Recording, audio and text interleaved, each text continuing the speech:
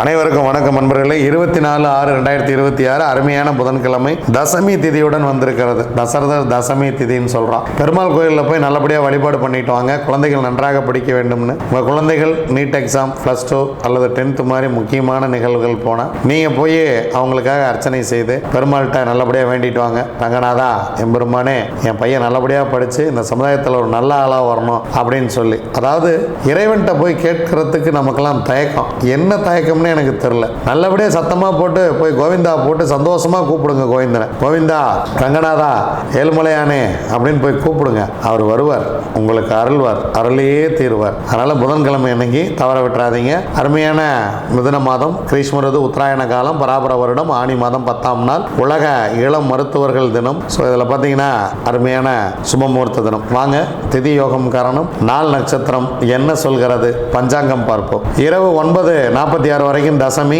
அதன் பின்பு ஏகாதசி, மாலை 5:45 வரைக்கும் சித்திரை, அதன் பின்பு சுவாதி, பிற்பகல் 2:17 வரைக்கும் பரீகம், அதன் பின்பு சிவம் நாம யோகம், காலை 9:24 வரைக்கும் தைத்துளை கரணம், அதன் பின்பு இரவு 9:46 வரைக்கும் கரசை கரணம், அதன் பின்பு வணிசை கரணம். ரொம்ப முக்கியமான ஒரு நாள் நண்பர்களே. கண்ணதாசன் பிறந்த தினம், MS விஸ்வநாதன் பிறந்த தினம், இந்தியாவின் முன்னாள் குடியரசுத் தலைவர் VV கிரி அவருடைய நினைவு தினம். என்னன்னா 2 பேத்துக்கும் ஒரே நாள் பர்த்டே. நீங்க இந்த 2 பேரையும் விட்டுட்டு தமிழ் சினிமாவை எழுதவே முடியாது. மிகப்பெரிய கடல் இது. இந்திய பெருங்கடல்னா அது அரேபிய பெருங்கடல். அதை வார்த்தைகளால் விவரிக்கவே முடியாது. கண்ணதாசனுக்கு நிகரான ஒரு கவிஞன் இனிமேல் பூமியில் பிறக்கவே மாட்டான். MS விஸ்வநாதனுக்கு நிகரான ஒரு இசையமைப்பாளரும் இதுக்கு மேலே பிறக்கவே மாட்டாங்க. இன்னைக்கெல்லாம் தாம் தும்னு போட்டு நல்லா கூச்சுனுக்குதுங்க. பாட்டே புரியல. நான் கூட பக்கமாக ஒரு டைரக்டர் என்ன படமாக கூப்பிட்டு போனார். ஒன்றுமே புரியல, டம்மு டம்முன்னு அச்சுன்னு கிடக்குது. அப்புறம் என்ன தலைவர், என்ன இன்னைக்கு இளைஞர்கள்லாம் இப்படி தான் விரும்புகிறாங்க. அவங்களுக்கெல்லாம் ஒரே எப்படி சொல்கிறது, இந்த பிச்சைக்காரன் தட்டு மாதிரி எல்லாம் ஒன்றா சேர்ந்து எல்லாம் ஒரு சேர கத்தணுமாமா. எல்லாம் ஒரு பக்கம்னா அது இதுன்னு மியூசிக்கு, ட்ரம்ஸு, அது இது பாட்டு, ஆணு பொண்ணு 64 சேர்ந்து கத்தனாதான் அது பாடல் அப்படின்னு இன்றைய இளைஞர்கள் புரிந்து வைத்திருக்கிறார்களாம். அது நிறைய என்னென்னமோ சொன்னார். நமக்கு அப்போதான் நமக்கு வயசாயிடுச்சு அப்படிங்கிற ஒரு விஷயம் நமக்கு புரியுது. அதில் காலங்களில் அவள் வசந்தம், கலைகளிலே அவள் ஓவியம், மாதங்களில் அவள் மார்கழி, மலர்களிலே அவள் மல்லிகை. இந்த பாடலை எத்தனை முறை கேட்டாலும் சலிக்காது. அது ஏன் சலிக்காதுன்னு எனக்கு தெரியல. அது சில கண்ணதாசன் பாடல்கள்லாம் உண்டு.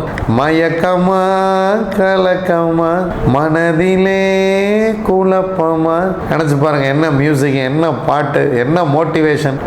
அதெல்லாம் கண்ணதாசனை தவிர வேற யாருமே அவ்வளோ மோட்டிவேஷன்லாம் பண்ணவே முடியாது. அவ்வளோ ஒரு மோட்டிவேஷன். நமது வெற்றியை நாளை சரித்திரம் சொல்லும், இப்படை தோற்கின் எப்படை வெல்லும். எழுதுனது அவர் தான். எத்தனை தத்துவங்கள். ஆகட்டுண்டா தம்பி ராஜா அந்த பாடல். நீங்க எங்களுக்கும் காலம் வரும், காலம் வந்தால் வாழ்வு வரும், வாழ்வு வந்தால் அனைவரையும் வாழ வைப்போமே.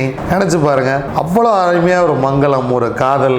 நீங்க பிறப்புல இருந்து இறப்பு வரைக்கும் ஒரு விஷயத்தை வர்ணிக்கவே முடியாது. கண்ணதாசனுக்கு நிகர் கண்ணதாசன் தான். தலைவர் புகழ் வாங்குக, தலைவர் வாழ்க, தலைவர் வாழ்க, தலைவர் வாழ்க, கண்ணதாசன் வாழ்க. அவர் நீங்காது இடம்பெற்று வாழ்க. எனக்கு மிகவும் பிடித்த வார்த்தை, இந்த கதை தொடர்வதில்லை இறைவன் ஏட்டினிலே, தொடர்ந்த கதை முடிவதில்லை மனிதன் வீட்டினிலே.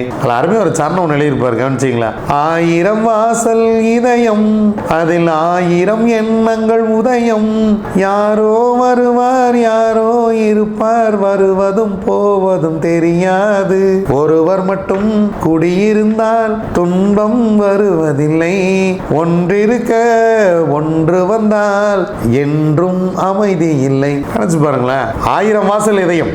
இந்த மாதிரி ஒரு வார்த்தை வேறு யாருமே சொன்னதில்லை. 1000 வாசல் இதயம், அதில் 1000 எண்ணங்கள் உதயம், யாரோ வருவார் யாரோ இருப்பார், வருவதும் போவதும் தெரியாது, ஒருவர் மட்டும் குடியிருந்தால் துன்பம் எதுவும் இல்லை, ஒன்றிருக்க ஒன்று வந்தால் என்றும் அமைதி இல்லை. அவ்வளோதான். ஒரு ஆள் உள்ள இருக்க இன்னொரு ஆள் வந்துருச்சுன்னா சோழி முன்சின்ட்டார். எவ்வளோ அருமையான ஒரு வாழ்க்கை தத்துவத்தை, வாழக்கூடிய தத்துவத்தை. இன்னைக்கு எழுதுகிற பாட்டெல்லாம் எதுக்கு பயன்படுதுன்னு எனக்கு தெரில, எதுக்கு அதுக்கு பயன்படுதுன்னே தெரில. அதை கேட்கறதுக்கு பயன்படுதா, அதை கேட்டு அவன் எதாவது ஆக போகிறானா, சந்தோஷப்பட போகிறானா அப்படின்னு எனக்கு தெரில. ஆனால் மிக மிக அருமையான ஒரு கவிஞன், இயற்கை கொடுத்த கொடை. இந்த பிரபஞ்சமே ஒன்று திரண்டு ஒரு மனிதனாக வந்து அவன் கவிதை எழுதினால் அது கண்ணதாசன். இந்த பிரபஞ்சமே ஒன்று திரண்டு வந்து ஒருவன் இசையமைத்தால் அவன் விஸ்வநாதன். ஸோ இந்த கண்ணதாசனையும் விஸ்வநாதனையும் பிரிக்கவே முடியாது. இருவரும் வாழ்க, இவர்கள் புகழ் ஓங்குக. வாங்க கிரக சூழ்நிலைகளை பார்க்கலாம். செவ்வாய் ரிஷபத்தில், சூரியன் புதன் மிதுனத்தில், குரு சுக்கிரன் கடகத்தில், குரு உச்சம், கேது சிம்மத்தில், சந்திரன் துலாமில், ராகு கும்பத்தில், மீனத்தில், சனி. வாங்க 27 நட்சத்திரங்களுக்கு உண்டான பஞ்சவச்சி ராசி பலன்களை பார்க்கலாம்.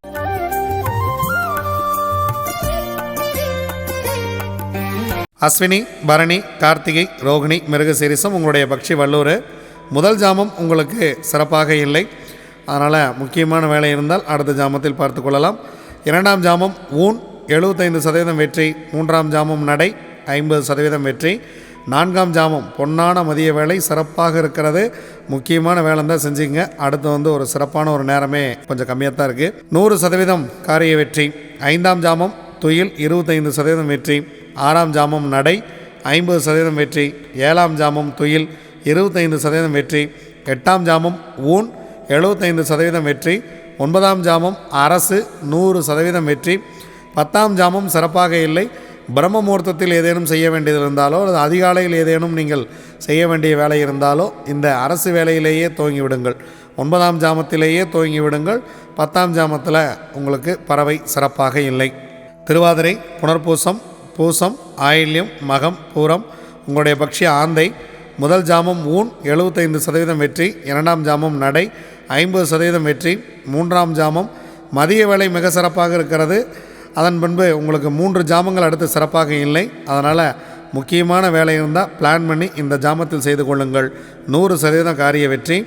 நான்காம் ஜாமம், ஐந்தாம் ஜாமம், ஆறாம் ஜாமம் இந்த 3 நேரமே உங்களுக்கு சிறப்பாக இல்லை. மாலை வரைக்கும் உங்களுக்கு நேரம் மதியத்திலிருந்து இரவு வரைக்கும் உங்களுக்கு கொஞ்சம் நேரம் சிறப்பாக இல்லை.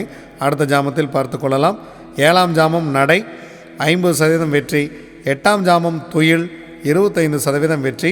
ஒன்பதாம் ஜாமம் ஊன் 75% வெற்றி. 10ஆம் ஜாமம் அரசு பிரம்ம முகூர்த்தம் 100% சிறப்பான வெற்றியை கொடுத்துவிடும். உத்திரம், அஸ்தம், சித்திரை, சுவாதி, விசாகம் உங்களுடைய பக்ஷி காகம். முதல் ஜாமம் நடை 50% காரிய வெற்றி. இரண்டாம் ஜாமம் அரசு 100% காரிய வெற்றி. முக்கியமான வேலை இருந்தால் இந்த நேரத்தில் பிளான் பண்ணிக்கங்க. ஏன்னா 3ஆம் ஜாமம், 4ஆம் ஜாமம் உங்களுக்கு சிறப்பாக இல்லை. 5ஆம் ஜாமம் ஊன் 75% வெற்றி. 6ஆம் ஜாமம் அரசு 100% வெற்றி. 7ஆம் ஜாமம் உங்கள் பறவை சிறப்பாக இல்லை. 8ஆம் ஜாமம் நடை உங்களுடைய பறவை 50% வெற்றி. 9ஆம் ஜாமம் துயில் 25% வெற்றி. 10ஆம் ஜாமம் ஊன் 75% காரிய வெற்றி. அனுஷம், கேட்டை, மூலம், பூராடம், உத்திராடம் உங்களுடைய பக்ஷி கோழி. காலையில் முதல் ஜாமமே பொன்னான வேலையாக துவங்குகிறது. அடுத்த 2 ஜாமம் உங்களுக்கு சிறப்பாக இல்லை. முதல் ஜாமம் அரசு 100% வெற்றி. இரண்டாம் ஜாமம், மூன்றாம் ஜாமம் சிறப்பாக இல்லை. நான்காம் ஜாமம் ஊன் 75% வெற்றி. ஐந்தாம் ஜாமம் நடை 50% வெற்றி. ஆறாம் ஜாமம் ஊன் 75% வெற்றி. ஏழாம் ஜாமம் அரசு 100% வெற்றி. எட்டாம் ஜாமம் உங்கள் பறவை சிறப்பாக இல்லை. ஒன்பதாம் ஜாமம் நடை 50% வெற்றி. 10ஆம் ஜாமம் துயில். பிரம்ம முகூர்த்தம் உங்கள் பறவை துயிலில் இருக்கிறது. அதனால் அதிகாலை நீங்கள் வாகனத்தை இயக்குவது அந்த மாதிரி முக்கியமான வேலைகள் ஏதேனும் இருந்தால் தவிர்த்து விடுங்கள். துயில் நேரத்தில் செய்யக்கூடிய காரியம் அவ்வளவாக வெற்றியை கொடுப்பது இல்லை.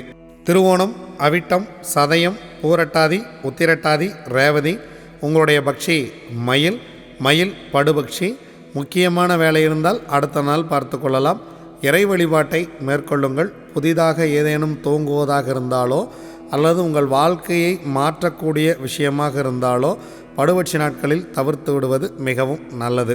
இதுவரைக்கும் 27 நட்சத்திரங்களுக்கு உண்டான பஞ்சவச்சி ராசி பலன்களை பார்த்தோம். வாங்க நாம் தொடர்ந்து பயணிப்போம். நன்றி, வணக்கம். நான் உங்களுடன் தம்பிரான் ரிஷபானந்தர்.